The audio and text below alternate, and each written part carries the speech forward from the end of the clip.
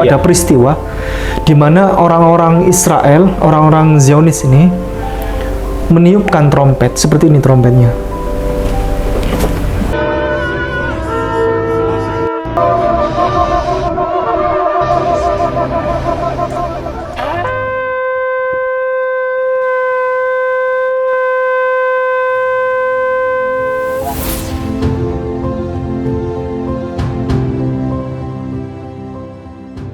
Bismillahirrahmanirrahim. Assalamualaikum warahmatullahi wabarakatuh. Waalaikumsalam warahmatullahi wabarakatuh. Alhamdulillah, hari ini spesial karena apa?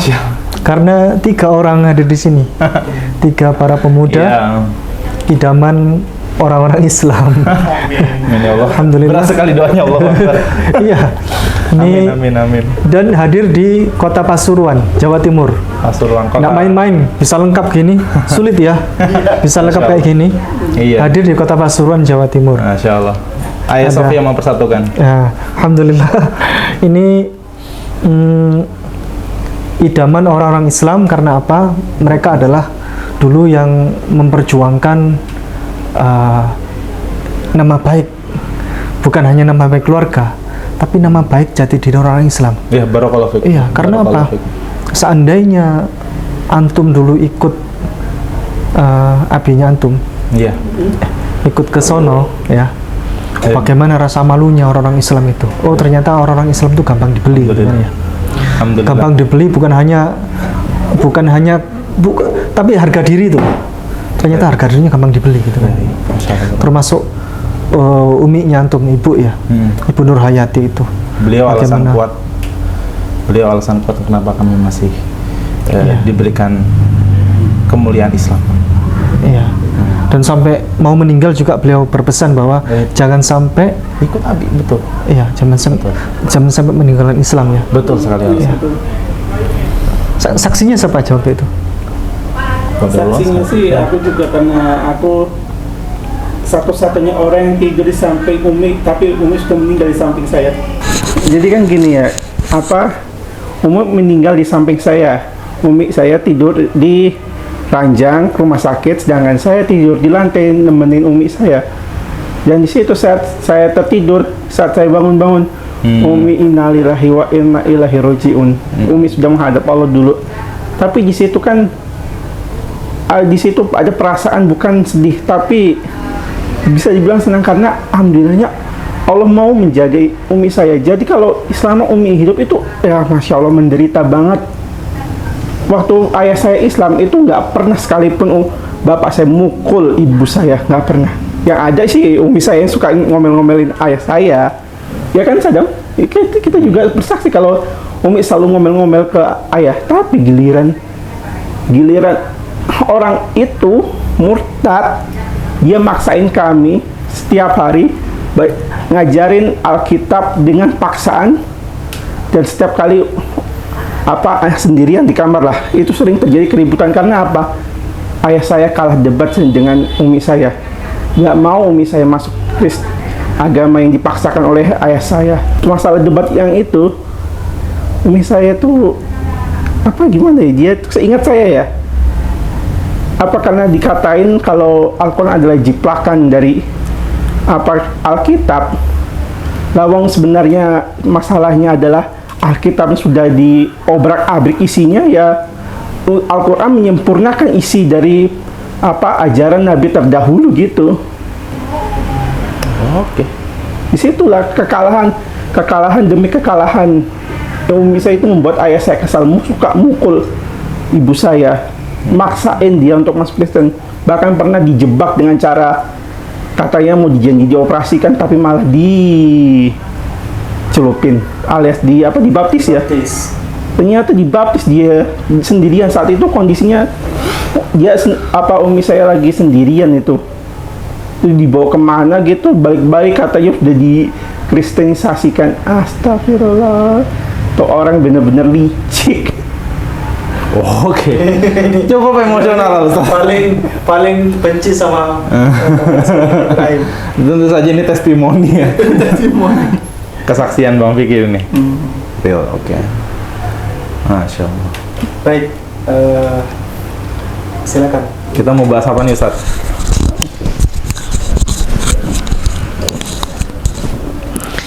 kita mau bahas, monggo silakan. Apa yang mau disampaikan tentang situasi terkini yang sering ditanyakan orang? Kita bahas bareng. Kebetulan banget ini kan momen nggak selalu datang ya ketemu sama Ustadz Ipung. Ustadz Ipung tentu salah satu tempat yang diistimewakan Allah. Tempat yang diistimewakan Allah itu ada Masjidil Haram, Masjidil Aqsa. Nah, Masjidil Aqsa ini yang kemudian saat ini kita lihat keadaannya demikian seperti itu.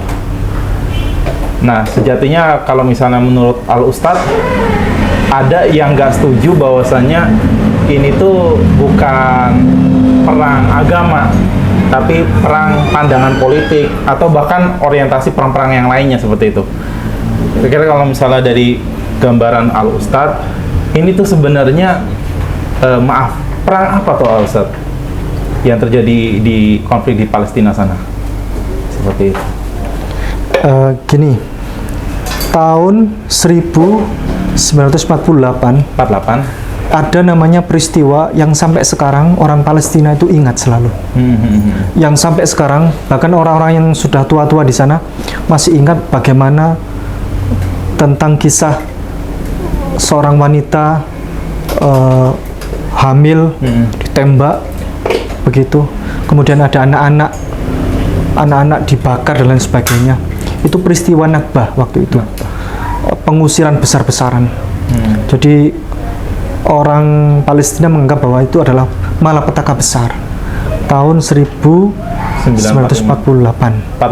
48 ya. 48. Itu yang orang-orang Palestina diusir secara besar-besaran, sehingga orang-orang Yahudi Zionis itu yang awalnya mereka berasal dari ngontrak rumah, sewa rumah, dipersilakan oleh orang-orang Palestina, dibantu sama orang-orang Palestina, orang-orang Muslim di sana. Tapi ternyata waktu itu malah ngelunjak, malah tiba-tiba datang ke rumah seseorang, kamu keluar dari sini. Tuan rumahnya diusir. Ya, tuan rumahnya diusir. Kamu keluar dari sini. Sekarang ini rumahku. Oh, bagaimana? Ya, bahasa besarnya ini adalah tanah yang dijanjikan oleh Allah kepada kami. Mereka tidak mau. Akhirnya yang terjadi adalah dengan tindakan militer. Sementara orang Palestina tidak punya kekuatan militer waktu itu, tidak punya kuasa apapun, dan tidak bisa melindungi diri mereka sendiri dengan cara bagaimana melawan itu. Nggak bisa mereka. Itu peristiwa Nakbah. Dan begini, ada orang punya rumah. Ada orang punya rumah, ukurannya 300 meter. Terus kemudian ada orang tiba-tiba datang, Pak, rumah ini adalah rumahku sekarang. Ketok-ketok rumah ini, ketok-ketok rumah. Rumah ini adalah rumahku sekarang. Bagaimana?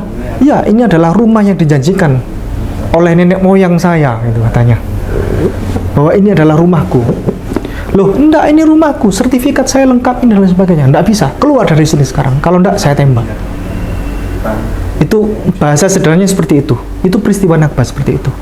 Akhirnya mereka keluar. Kamu sekarang kalau mau tempat tinggal di sini bisa di depanku, bisa di teras rumah saja. Ukuran tenasnya 30 meter. Silakan di teras. Tuan rumahnya di teras, tinggal di teras. Sementara orang yang tadi asing tadi itu masuk ke dalam rumah, menguasai rumah itu.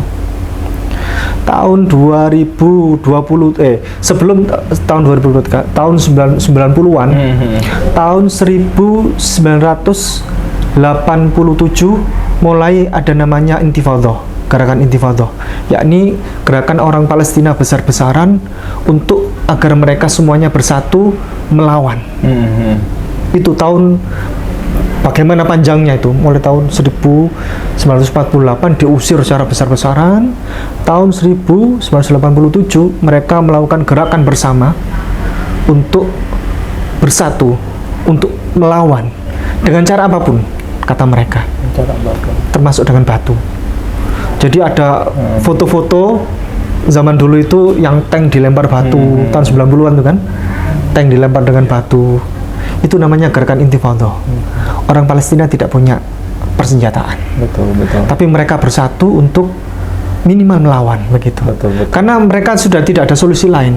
Solusi perdamaian tidak bisa. Iya. Ada yang mengusulkan solusi perdamaian, nggak bisa. Ada yang ngusulin hijrah juga loh. Oh iya, hijrah juga. Hijrah. Itu tanah suci kami, Al-Aqsa. Hijrah maksudnya orang Palestina asli suruh keluar dari tanah itu. Iya. Nah kalau misalnya dulu kalau negara Indonesia lagi dijajah nih pada dulu saat itu kan pernah ada kolonialisme. Iya. Solusinya hijrah berarti gak bakal ada orang Indonesia dong Nggak di bakal tanah orang Indonesia. Seperti orang Amerika, orang suku Indian. Wah iya, Ya. betul. Baik. Sehingga tahun 1987 itu orang yang tuan rumah tadi yang ada di teras itu berusaha untuk masuk rumah. Untuk masuk rumah. Pak, ini rumahku. Sudah saatnya saya ini ingin kembali ke rumahku. Nggak bisa, akhirnya dipukulin. Orang tuan rumahnya dipukulin. Kayak gitu. Dipukulin. Tahun 2023, tepatnya 7 Oktober, yang di dalam rumah tadi itu, orang asing tadi yang merebut rumah itu, nyanyi-nyanyi di dalam, nyanyi-nyanyi, berpesta di dalam. Kemudian orang yang di luar tadi itu, yang milik asli rumah tadi itu, masuk ke dalam dan berusaha untuk mendapatkan haknya. Tapi yang di dalam tadi, kami tidak siap, kami diserang. Padahal mereka puluhan tahun menjajah, membunuh, ya kan, membunuh, menangkap, memenjarakan dan seterusnya. Iya, bahkan pelanggaran-pelanggaran Iya. hukum internasional pun Iya. kena lewat. 7 Oktober itu adalah bagian dari upaya untuk satu, memanggil orang-orang seluruh dunia bahwa perjuangan masih ada gitu sih. ini perjuangan ini masih panjang, ya kan? Terus yang kedua, ingin menunjukkan kepada masyarakat dunia bahwa Israel itu tidak sehoror yang dibayangkan. Dengan persenjataan yang tercanggih di dunia, dengan kekuatan militer yang terhebat di dunia, ternyata enggak. Jadi orang Palestina itu ingin menunjukkan bahwa Israel itu tidak seserem yang dibayangkan. Ayolah, kalau mau bantu kita, ayolah. Ini Israel nggak serem gitu. Iya. Artinya berarti bisa nggak tuh Al-Ustadz kita simpulkan bahwasanya kalau misalnya dari pemaparan Al-Ustadz ini artinya ya perang agama iya, perang konstitusi iya, begitu Al-Ustadz. Kemanusiaan. Yang paling penting itu kemanusiaan. Bagaimana orang diusir, ya, kemudian ingin mendapatkan haknya kembali. Kan di undang-undang kita kan atas berkat dan rahmat Allah yang Maha Kuasa, ya kan? Dan didorong ke luhur. Dan ini loh, bahwa penjajahan di atas dunia harus dihapuskan. Karena tidak sesuai dengan perikemanusiaan dan perikeadilan. Itu kan bukan hanya sekedar agama. Baik. Lebih dari alasan agama. Iya. Bahkan di mana itu? Al-Aqsa, konon kabarnya sebelum 7 Oktober itu ada peristiwa di mana orang-orang Israel, orang-orang Zionis ini, warga yang pro Zionis itu meniupkan trompet seperti ini trompetnya.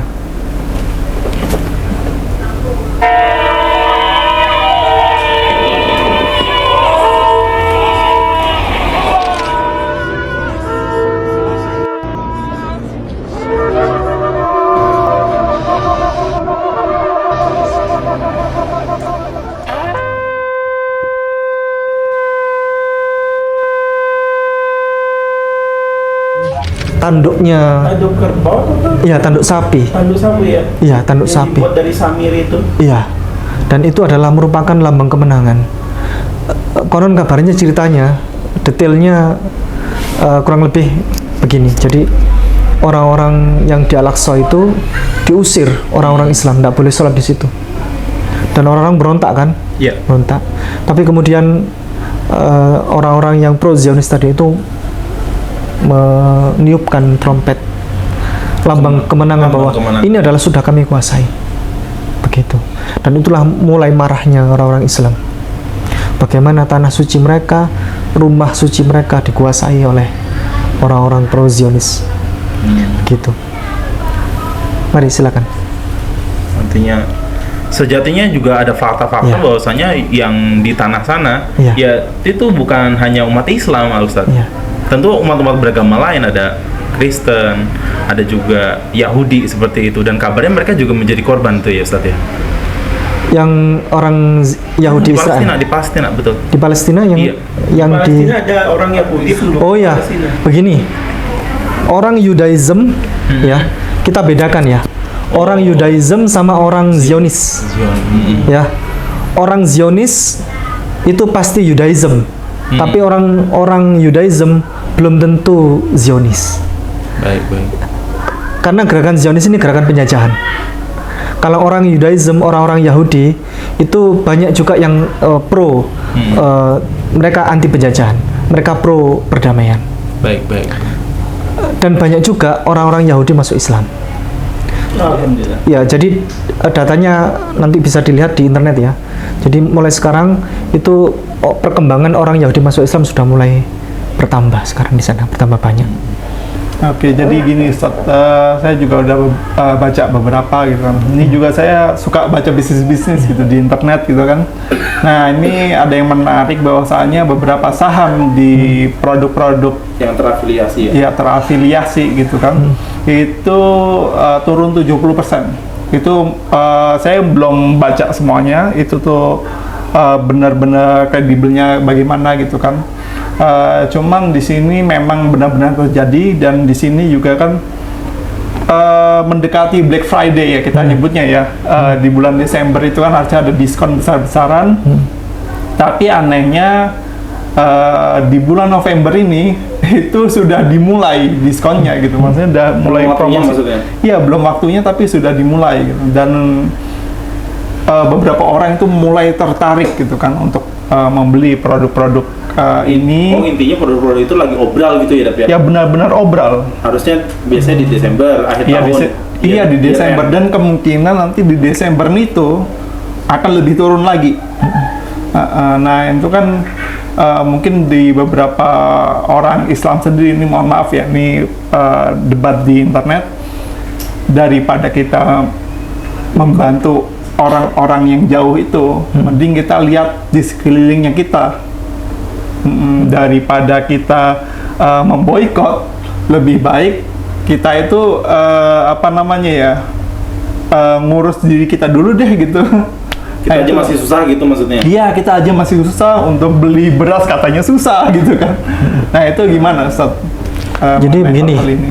gerakan perlawanan terhadap Zionis ini bisa kita lakukan dengan banyak cara. Iya, Ustaz. Cara apapun, semampu kita. Dengan cara kalau misalnya kita mampunya cuman memboikot produk yang biasanya kita beli, kita tahu ini produknya Zionis, masih banyak pilihan yang lain. Oh, pilihannya masih ada yang ini. Misalnya ini produk air mineral. Assalamualaikum warahmatullahi wabarakatuh. Misalnya ini produk air mineral.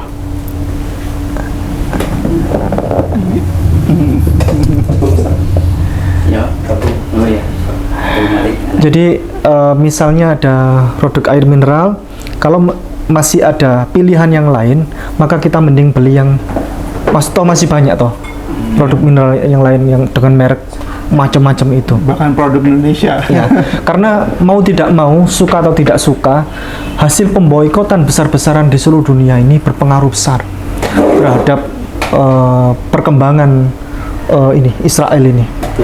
Karena dia merasa sekarang peperangan ini membutuhkan biaya yang besar sekali. Betul. Dan mereka sudah mulai agak bangkrut. Karena satu kali meluncurkan Iron Dome saja itu habis dana 2 miliar lebih. Satu luncuran roket. Satu luncuran roket saja, Iron Dome itu. Bayangkan kalau sehari sampai ribuan roket. 2 miliar kali ribuan roket. Mereka benar-benar ini, karena orang Palestina ini sudah tahu, wah ini gampang sekali cara membangkrutkan orang Israel. Kita serang aja Iron Dome-nya. Dengan harga murah. Dengan mercon saja, petasan itu. Jadi mereka mengirimkan rudal yang sekelas petasan itu. Dikirimkan, yang jarak jangkauannya bisa jauh itu. Itu kelasnya kelas petasan itu. Sehingga nanti dalam sekian ratus kali petasan dikirimkan itu baru roket yang gede dikirimkan kayak gitu. Random. Tapi minimal bisa membantu untuk membangkrutkan dari segi perekonomian tadi. Karena perang itu membutuhkan Kosnya besar. ongkos yang besar sekali. Amerika sekarang apalagi kesulitan perekonomian juga mereka. Begitu. Kalau nggak Jadi- salah ngurus Ukraina juga. Ya cobain. Aku mau nyanggahin juga nih Ustaz. Iya. Terkait yang tadi tuh ada pendapat bahwasanya ngapain ngelakuin hal-hal yang berbau boikot seperti itu. Ngapain juga kita peduli sama Palestina? Orang negara Indonesia aja juga lagi susah, ekonomi susah, nyari kerja juga susah seperti itu. Tempat tinggal juga nyarinya susah gitu. Nah, artinya di sini tuh kita jujur aja saya berkeinginan untuk menjawab orang-orang yang kemudian punya paham seperti itu. Tolong jangan kemudian kita itu hidup dalam bingkai seperti itu, karena kita diberikan Allah keluar biasaan dalam banyak hal seperti itu. Contoh aja, kalau misal orang yang biasa ngomong kayak gitu, itu biasanya gini. Kalau misalnya negara lagi susah, pasti dia akan beralasan, ya provinsi gue juga susah, janganlah nolong negara. Nah, di bawahnya lagi, kalau misalnya dia bilang provinsi katakanlah harus dibantu, jangankan provinsi, kota sendiri saja masih susah. Jangankan kota, misal bahas masalah kota ini lagi susah nih, ayo kita berbondong-bondong bantu kota kita biar lebih baik. Jangankan bantu kota, desa sendiri aja masih susah. Oke, katakanlah desanya sedang krisis, desa krisis, ayo kita bersama-sama bantu desa seperti itu. Jangankan desa, keluarga sendiri aja masih susah seperti itu. Jadi akan ada alasan-alasan lebih bawah lagi. Katakanlah keluarga kita nih lagi susah nih, Dap. Dap, kamu bantulah. Diri sendiri aja Nah, susah. ngapain bantuin keluarga, diri sendiri saja masih susah gitu kan. Artinya orang seperti ini akan ada alasan-alasan. Nah, oleh karena itu mohon teman-teman sekalian yang sudah punya keyakinan bahwasanya ini adalah apa yang diperjuangkan oleh rakyat Palestina, itu adalah merupakan pemerdekaан daripada janji Allah, ya, itu adalah tanah suci kita. Nah, oleh karena itu jangan pernah ada keraguan, apalagi hal-hal yang menggembosi kayak gini lah, seperti itu. Jadi kata-kata sumbang, orang-orang yang menggembosi itu sebaiknya sudah menjadi episode terakhir dah, seperti itu. Jadi nggak akan ada pernah habisnya orang-orang yang berkomentar seperti itu. Begitu. Tapi memang serangan. Baik, Ustaz, silakan Ustaz. Ustaz Anang. Jadi memang serangan Saya Israel. pasang, Ustaz. Saya pasangkan.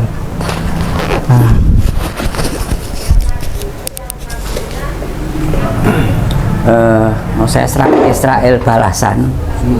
Itu ternyata teman-teman Hamas, teman-teman sudah mengetahui apa yang akan terjadi. Gitu. Iya. Ternyata serangan-serangan itu justru akan semakin mempersatukan umat di dunia ini.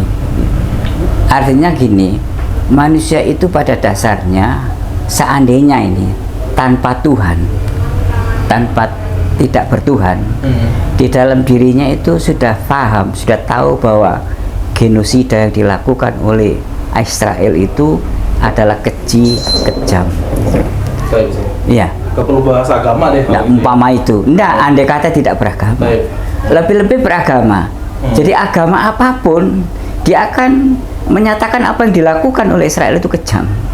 Sehingga saat ini dunia, ya, yang bangkit itu bukan saja orang-orang Muslim, yang non-Muslim pun sekarang ini juga bangkit bersama-sama untuk menghentikan kekejaman Israel ini. Betul. Seperti itu.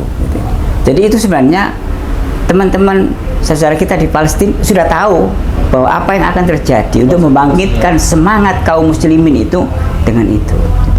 Dia mengorbankan anaknya, istrinya, bahkan dirinya. Nah, kita yang ada di sini jangan sampai semangat pengorbanan itu kita sia-siakan. Kita harus bangkit untuk membantu kekejaman Yahudi seperti itu. Iya, saya kira seperti itu. Baik, kita akhiri. Habis ini kita ke depan Ustaz Anang. Begitu ya. Ya. Kita akhiri dengan satu video yang menarik, yakni kata orang-orang Israel, החשמל, kita sedang melawan binatang. אין מים, אין דלק. הכל סגור. אנחנו נלחמים בחיות אדם.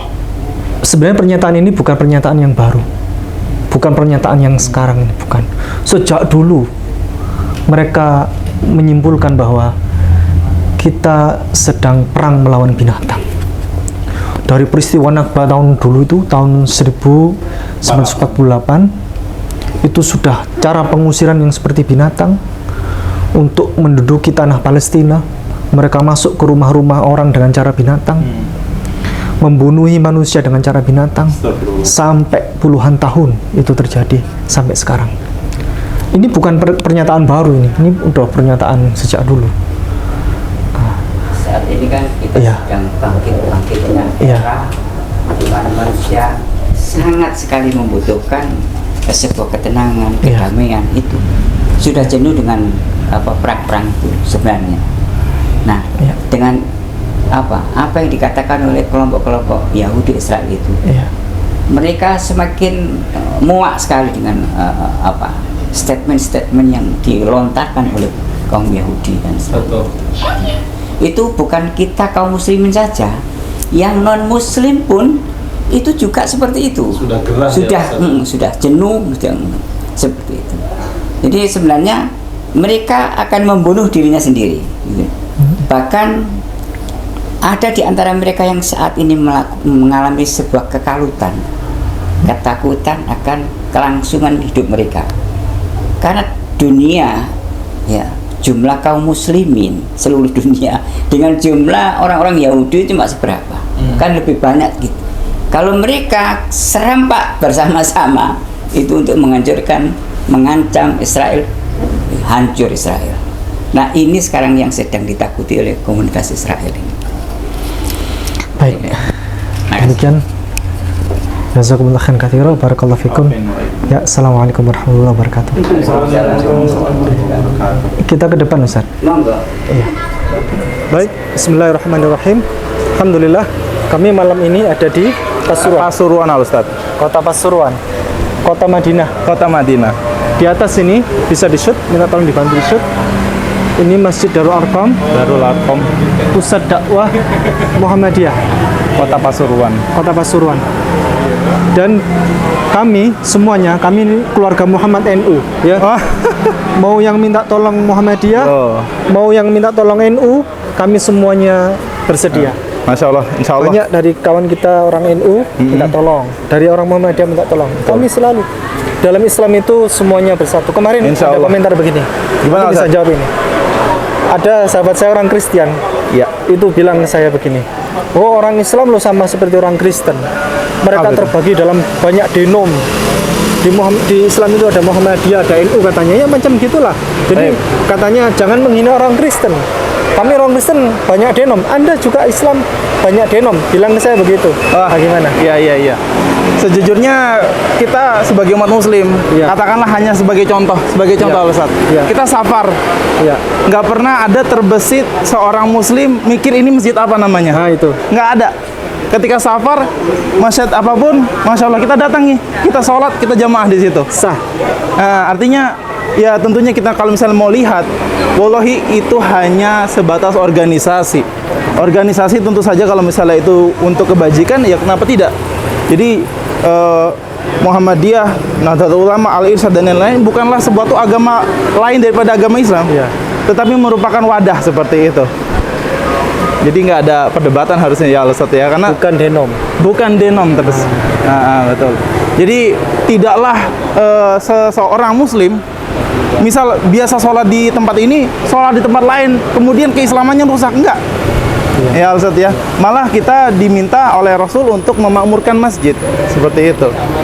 Nah, oleh karena itu sejatinya apa yang diucapkan tadi kurang tepat ya Ustaz ya. Ya, baik. Baik. Contoh sahabat saya GKJW tiba-tiba ibadah di Batam. gereja Advent. Oh iya, Advent. Sah Baik. tidak? Tidak sah. Harus daftar ulang. Daftar ulang, baptis dulu. Baptis dulu. Iya, seperti itu. Baik. Oke, di depan kami, di depan ini Ini Masjid Darul Arqam, pusat Muhammadiyah di sini. Ini minta tolong kepada kita. Mereka mau menyebarkan informasi tentang itu, tentang ruko di depan kita itu ada ruko yang dijual. Ruko Karena dijual. Muhammadiyah di sini konon kabarnya banyak sekali kebutuhan untuk pengembangan. Di antaranya misal SD sama MI Muhammadiyah di sana udah campur, butuh lahan sendiri. SD sama MI butuh dipisah karena mereka sudah tidak istilahnya enggak over kuota gitu kan. Over kuota ya. Sehingga membutuhkan gedung sendiri untuk pengembangan pendidikan begitu. Baik. Dan lain sebagainya nanti bisa dijelaskan oleh pengurus Dari Ustadz dari Anang. Ustadz Anang. Ya. Baik, Ustadz Anang, silakan. Ini yang punya, kenapa ini dijual? Ya ekonomi, Oh, butuh uang ya? ya butuh uang.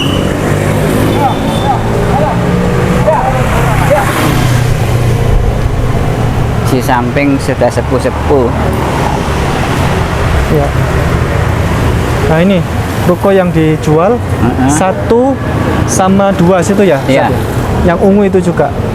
Boleh, silakan Ustadz dijelaskan. Ya, jadi di tempat kita ini kan pusat dakwah Muhammadiyah. Dan kebetulan di depan persis ini ada ruko yang dijual. Depan persis itu. Dan ini momen sebenarnya buat kita untuk mendapatkan ini. Jadi memang ini momen buat kita, buat warga Muhammadiyah itu untuk bisa memiliki ini. Karena banyak persoalan-persoalan yang digunakan untuk lahan dakwah ini. Yang usul kan banyak ketika kita bertemu. Ada yang mengusulkan digunakan untuk pengembangan MI, SD. Tapi ada juga yang mengusulkan, enggak, ini dibuat apotek saja. Karena Apotek. tenaganya juga ada. Apotek ini buat klinik maksudnya? Klinik, iya. Bukan apotek kan klinik ya? Klinik iya, apotek iya gitu. Puskesmas. Iya. Jual obat. Oh iya. Ya. Juga Amal ada Usaha Muhammadiyah. iya. Juga ada yang mengusulkan untuk juga buat periksa-periksa itu apa namanya itu? Klinik. Bukan klinik saja. Puskesmas. Jadi ada peralatan-peralatan yang digunakan untuk Lab. Nah, seperti itu, laboratorium gitu. Jadi sebenarnya ini momen buat kita bagaimana kita bisa mendapatkan ruko ini. Bekerja sama. Tentu saja tolong menolong. Jadi ya itulah ya kesulitan kita. Tapi ini bukan kesulitan sebenarnya kalau kita mau. Berapa? Dijualnya berapa, Ustaz? Ini 2M. 2M. 2M semua. 2M itu Iya. 2M itu mungkin ya buat Muhammadiyah sebenarnya. Iya. Wah, orang-orang Muhammadiyah seluruh Indonesia Saya bersatu. Selesai nih, Ustaz. Selesai. Selesai. Ya itulah, saya kira itu mungkin. Ya. Ini di dalamnya luas, Ustaz ya? Ya ini luasnya Luas. sekitar 318. 318. Ya, bismillah. Sempat lama di Muhammadiyah, SD, pernah SMP, SMK, universitas. Alhamdulillah memberikan saya kesempatan. Tetapi di sini panggilan bukan hanya untuk warga-warga tertentu, tidak, tetapi untuk seluruh umat Islam. Ini adalah panggilan yang luar biasa. Iya. Musim boleh berlalu, hari boleh berganti, tetapi semangat sedekahmu nggak boleh hilang di dalam hati. Oke, hari ini kita ada tugas mulia, ya, tugas bersama-sama, tugas umat untuk membebaskan lahan ini. Untuk siapa? Untuk orang-orang yang cinta dengan ilmu agama Allah. Betul. Maka sebab Indonesia ini nih ya, ini fakta banget nih Al Ustaz. Jarang sekali terkena bencana alam. Kalau misalnya rasio bencana alam di luar negeri, ya di luar Indonesia, maaf nih, itu tinggi sekali. Tetapi di Indonesia itu minim. Karena apa? Banyak orang-orang yang cinta dengan ilmu agama Allah. Maka oleh karena itu hari ini yang melihat video hari ini, mari kita bersama-sama bertawun, tolong menolong di dalam kebaikan, amar ma'ruf nahi mungkar. Nah, untuk antum sekalian yang melihat video sini, saudari-saudari, saudara-saudara sekalian, di sini akan ada rekening ya langsung dari Lazismu Kota Pasuruan. Betul. Langsung aja, jangan ragu, jangan sampai kehilangan kesempatan momen terbaik ini untuk membebaskan lahan untuk para orang-orang yang cinta dengan ilmu agama Allah. Insya Allah pahala jariah buat antum sekalian. Iya, Barakallahu fiik. in ahsantum li anfusikum Jadi kalau Mumtaz. iya. Oh, barakallahu fa Ustaz. Iya.